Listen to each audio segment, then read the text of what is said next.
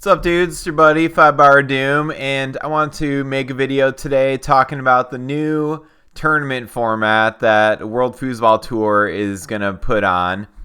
So, World Foosball Tour, they've been running a mix of double elimination tournaments and championship format tournaments.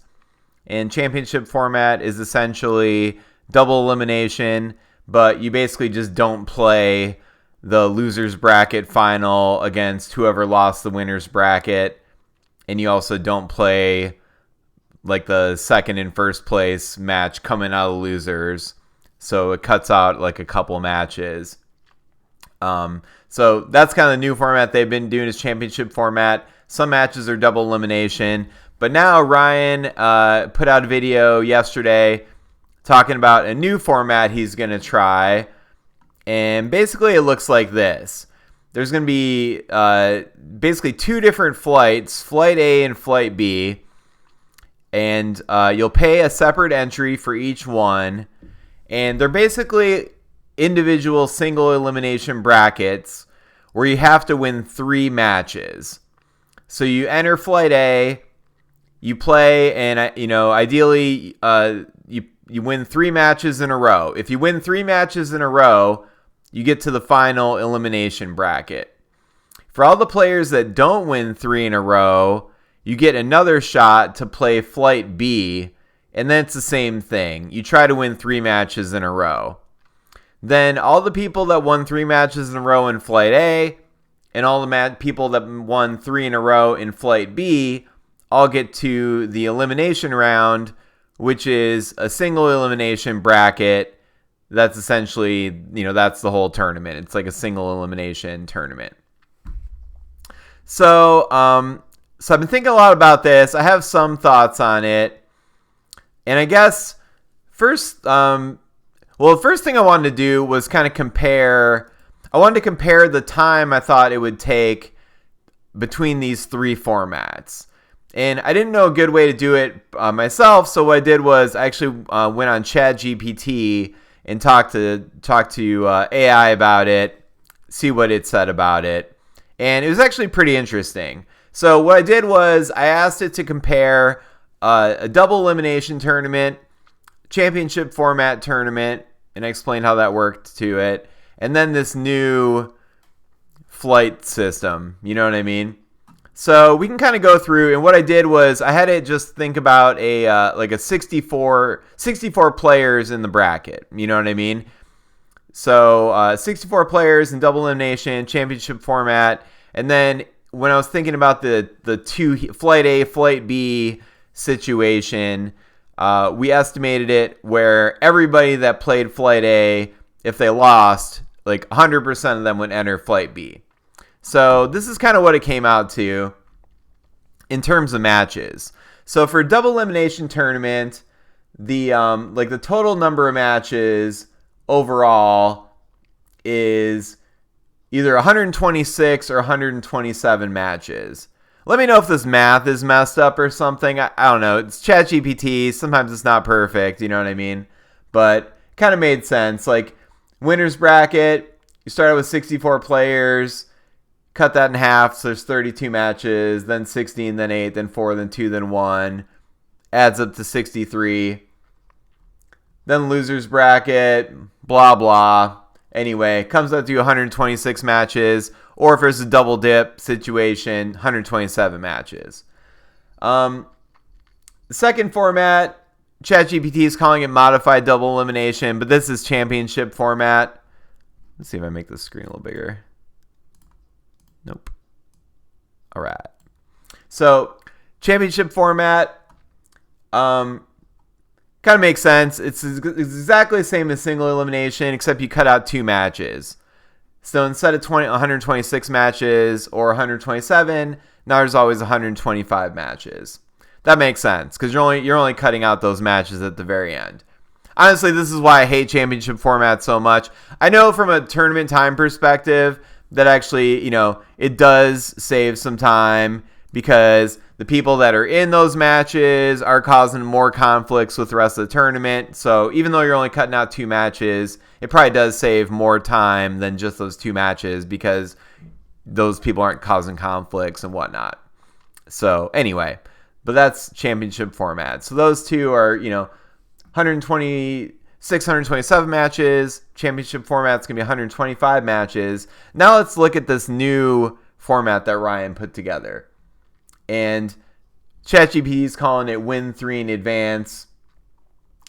So, first heat, you got 64 players. First round, there's 32 matches. Second round, 16 matches. Third round, 8 matches. So after heat 1, you got 56 matches total. Heat 2, there's going to be 56 players because 8 players qualified. And kind of go through, and that's going to add an additional 49 matches. And then there's the final bracket. So there's 15 players in this scenario, and you're going to need 14 matches. So 119 matches. So if you look at the comparison between double elimination, this whole reset finals is like a double dip situation. So in a double elimination tournament, if that's like we're counting that as like 100%, championship format here is like 99% of the duration of a double elimination tournament. In this, what they're calling Win 3 in advance, but this is Ryan's 2-flight system with a single elimination bracket at the end. Overall, it's 119 matches. So that cuts it down now to basically 94% of the matches that you would require in a double elimination tournament. So I thought that was pretty interesting. So the new format will cut down the length of the tournament slightly.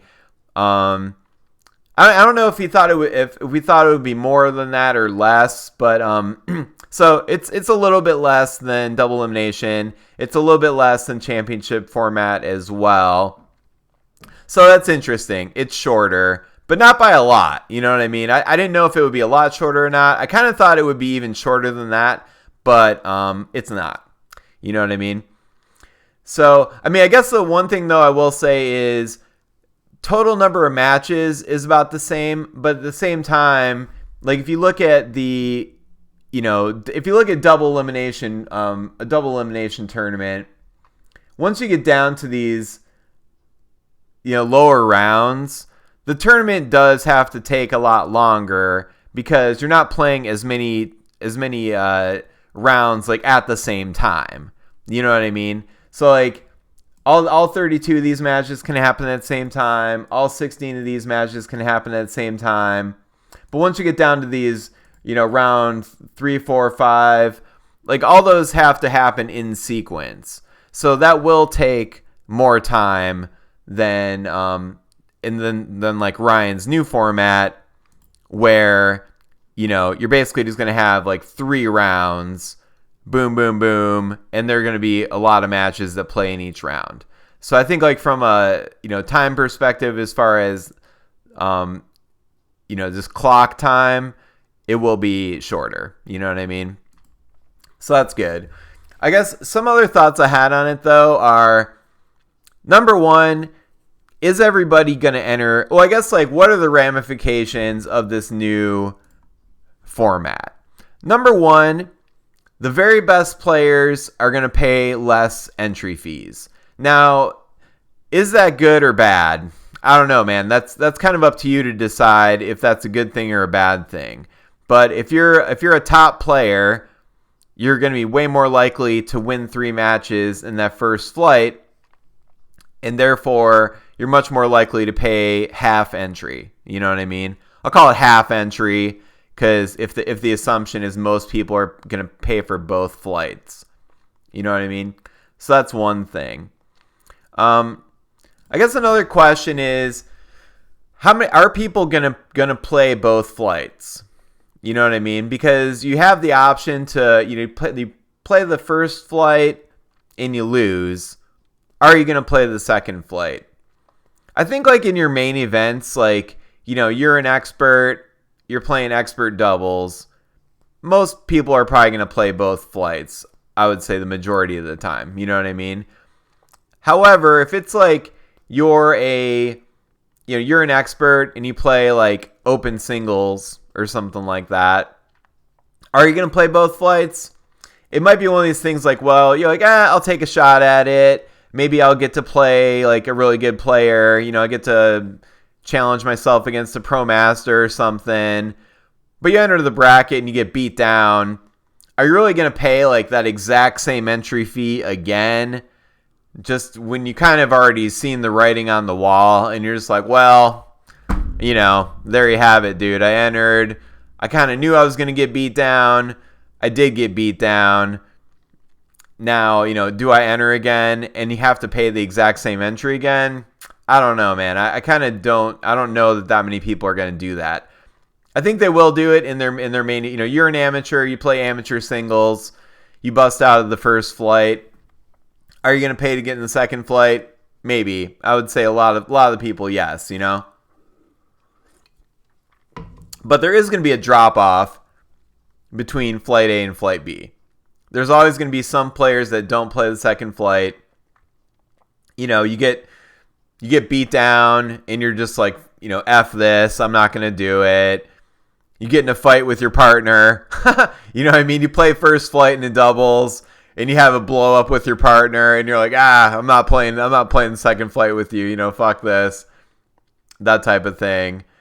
Or you're just like tired and you're like, you know what, man, I don't care about this. I played terrible in the first flight. I'm just not going to play the second flight.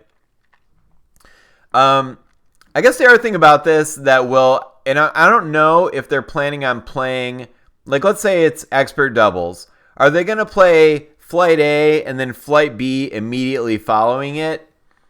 If they are, then I think it does introduce a bit of a logistical nightmare, just from the perspective of signing up, because you play the first flight, you have to register, you pay your entry fee, whatever it might be, $20 or whatever the money ends up being. So everybody pays that. And, like if you go to a big tournament today, there's a lot of time to sign up. A lot of people will just sign up for everything right out of the gate. You can even go on there and like sign up and pay before the tournament starts. That's what I usually do. Or you go up to the booth and you pay them in person, but you kind of just do it all in one shot. You know what I mean? Now in this format, if you lose, like nobody's gonna prepay for flight B. You know what I mean? It wouldn't make any sense because you could win flight A. So everybody that plays flight A is gonna first play that, and then they're going to, let me search for something. So everybody's going to play the first one, and then they're going to, if they lose, then they're going to have to pay the second one. And the number of people that have to enter flight B, let's assume 100% of the people are going to enter flight B. It's the percentage of people that win in flight A is 12.5%. And the way you get to that number is you start out with 100% of the players. You get past the first round, it's 50%. Now you play the second round, it's 25%. And now the players that win that third round is 12.5%. So that means that, 87% of the people are eligible to play flight B. So, 87%, that's the vast majority of the bracket. So if you play flight A, and now if you're going to play flight B immediately after, everybody needs to sign up for flight B. So I just feel like, and like I said, I don't know if they're going to do that where it's like flight A happens, then flight B immediately happens. But to me, like the paying for the sign up process for flight B sounds like kind of a nightmare. Also, I don't know. I mean, I don't know what your experience is at these tournaments, going up to the booth and like trying to get somebody's attention and all that. It's not good. You know what I mean? It's not good. Let's just say that. You walk up there, nobody will even make eye contact with you. They're slow. You know, it's just, I mean, it's just the fact of the matter, dude. Like, anytime you try to go up to the booth and like get somebody's attention, you need something, it's a nightmare. You know what I mean? That's been my personal experience. I don't know about you, but that's kind of how it's been for me at these tournaments. So if you have like 1 million people all trying to sign up for Flight B, all trying to get up to the booth and get their attention all at the same time in between these flights, just kind of sounds like a logistical nightmare. Now, it's possible they'll do like Flight A of this event, and then they'll do Flight A of another event. You know what I mean? They'll do, Flight A of, expert, amateur doubles, and then they'll do Flight A of expert doubles. And maybe they'll do that, and then the Flight Bs will be later. I don't know how this is going to work. You know what I mean?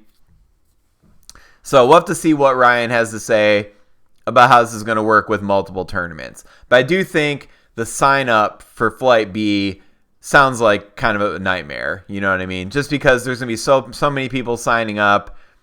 If they need to do that in a timely manner, it just sounds like kind of a nightmare. It's also kind of a pain, honestly, as a player. Like, it is sort of nice. Like, you get to the tournament, you just sign up for everything, and you go through that process of signing up once. You know what I mean?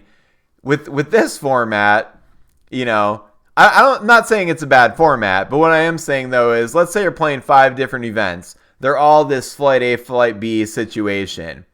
Now you're going to have to go through the sign-up process potentially like 6 times, because you're going to pay for everything first, pay to get in all your Flight A's, and then when you lose, you're going to have to go back into the app or whatever and sign up for Flight B, enter your payment information again, or go up to the booth and pay them cash again. You're going to have to do that 1 million times. So it just sounds like kind of a pain in the ass from a sign-up perspective. But I guess we'll have to see how it goes. So I think like overall this format is good. Like for the best players, it's good because they're essentially going to pay half entry. You know what I mean? If you're a Tony Spreedeman, Brandon Munoz, whoever, you're never gonna play Flight B. You know what I mean? Unless you get like an unlucky draw or something, you're basically gonna play Flight A. You're gonna qualify, and boom, now you've paid half entry. That's great. For all other people, most people are gonna lose Flight A. They'll have the option to play Flight B, and we'll see if they actually pay it or not. I guess the other thing I wasn't sure about is, you have these 2 flights. Do you have the option to only play Flight B, or is it like if you have to play Flight A to get into Flight B? That's what I'm curious about as well, because if you think about it, Flight B is guaranteed to be a softer field. You know what I mean? Like Flight A, if everybody's in it, the top players are all going to qualify. Flight B is guaranteed to be softer because all the best players are already qualified out of Flight A. You know what I mean? The top 12.5% of players are now in that final bracket. They're not going to be in Flight B. So, I mean, based on this flow chart, it kind of looks like, Flight A, you lose, then you can play Flight B. It does, it's kind of unclear to me if you can just play Flight B. At the same time, though, I mean, like, if somebody let's say you get there late, you get there late, you miss Flight A, you know what I mean? Like, you drive in and you're supposed to be there at 6 p.m. and you miss it, and you arrive at like 8 p.m. Now Flight B is starting. Can you just enter into Flight B? If so, seems like kind of an interesting strategy to just buy into Flight B. You know what I mean? Because then it's like you're paying half entry. You already know like the top 12% of the best players won't be in the bracket. So you're not going to have to play those guys. If you can just enter into Flight B, that seems like a good strategy. It's kind of like World Series of Poker, main event. Like World Series of Poker main event is a poker tournament that has thousands of players in it. And the way it works is there's so many players, they can't play them all in the same day. So they'll do different day ones. So they'll be like day 1A, day 1B, day 1C. And I don't know how many days they do, but it's like multiple days, at least like four day ones essentially. And the top percentage make it into a day 2 tournament. Kind of similar to this Flight A, Flight B that Ryan's setting up. And there is some strategy among like, well, do I play day 1A or do I play day 1B? It kind of depends. Like, for World Series Poker, it's different, but it kind of depends on the day of the week. Like, when do I think the most recreational players are going to be there? Like if day 1A is on a Thursday and day 1C is on a Saturday, maybe Saturday will be softer because the recreational players might come in like just for the weekend. So it's more likely there's going to be more recreational players on Saturday. So from a strategy perspective, in this type of format, in Ryan's format, obviously Flight B by definition is going to be a softer field. So if you only wanted to fire one bullet at this tournament, Flight B would be the way to go. Now, are they going to allow that? Unclear. You know what I mean? I guess the other thing too is if now in the elimination round it's single elimination, then I guess there's no third place, right? Because basically like you're going to play a single elimination tournament, you get down to first and second, so the top 2 players at the end play, winner gets first, loser gets second. Then it's just like third and fourth are tied. You know what I mean? Because unless they're going to play like an additional match to determine the winner between third and fourth to determine that spot, then basically like third and fourth will be tied, like tied for third. Fifth and sixth will be tied as far as like their spot in the bracket. So from a prize money perspective, I guess there'll be a prize for first place, second place, then third, fourth will have a payout if it pays out that deep. Fifth, sixth will have one payout that both players get if it pays out that deep, because there's no way to like determine who's higher up between those players because they end at the exact same point in the bracket. So, yeah. So I guess that's pretty much all my thoughts on it. I guess the big questions to me are you going to be able to enter directly into Flight B, or do you have to play Flight A to get into Flight B? Because if you can enter directly into Flight B and you only wanted to enter once, Flight B is going to be the way to go 100% because it's going to be an easier field. What's the logistical nightmare situation between the signups required for Flight B? You have 88% of the field doesn't know whether they need to sign up for Flight B or not until Flight A is over. So they're all going to have to sign up before Flight B. Is that a problem? Is that a kind of pain in the butt? I guess we'll have to wait and see.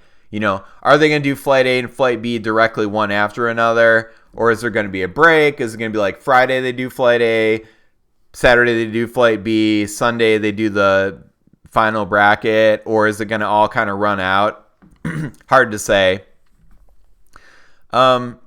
Yeah, I guess we'll have to see. In Ryan's video, he kind of made it sound like he thought this was going to run a lot smoother. He made it sound like we wouldn't have matches running past like midnight. I'll believe it when I see it. It's possible, but I don't know if that's going to happen or not. You know what I mean? I guess we'll have to see. If that's true, that would be really cool. But we'll see.